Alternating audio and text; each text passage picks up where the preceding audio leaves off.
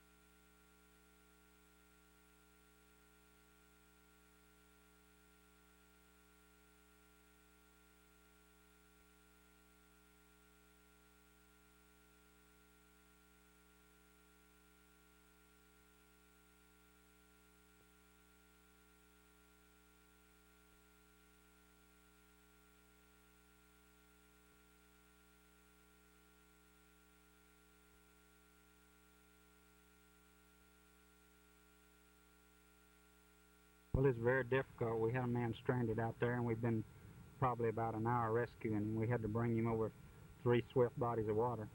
Did he express any thoughts to you on what had happened to him, or have any fear of coming out over these 3 bodies of water? Yes, he was kind of semi-unconscious part of the time, and part of the time he wasn't, but he couldn't help us anyway. He couldn't use any of his, he couldn't stand on his feet enough to help us. Well, what was the procedure for getting across these 3 bodies of water? The current was quite swift here. Well, we had to stretch some lines and use about 5 men and bridge some ladders across. And the man also was a little hefty, wasn't he? Yes, he'd weigh about 250 pounds. Well, how many men in all did you have working on this? We had probably about 20 men. There was about 5 or 6 men to bring him across the water, though.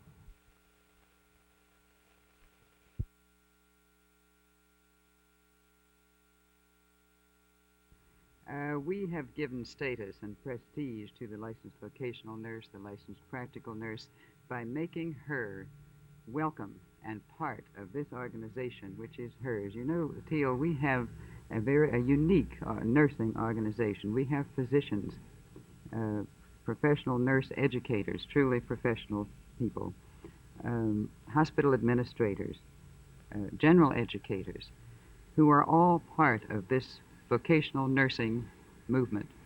We have whole state associations that are constituents of this national organization, so that our chief job is to strengthen and improve the image and status of the licensed vocational and practical nurse, and this is how we serve her, we believe. We are also a recognized accrediting agency be recognized by the U.S. Commissioner of Education as an accrediting agency for programs of practical nursing throughout the country.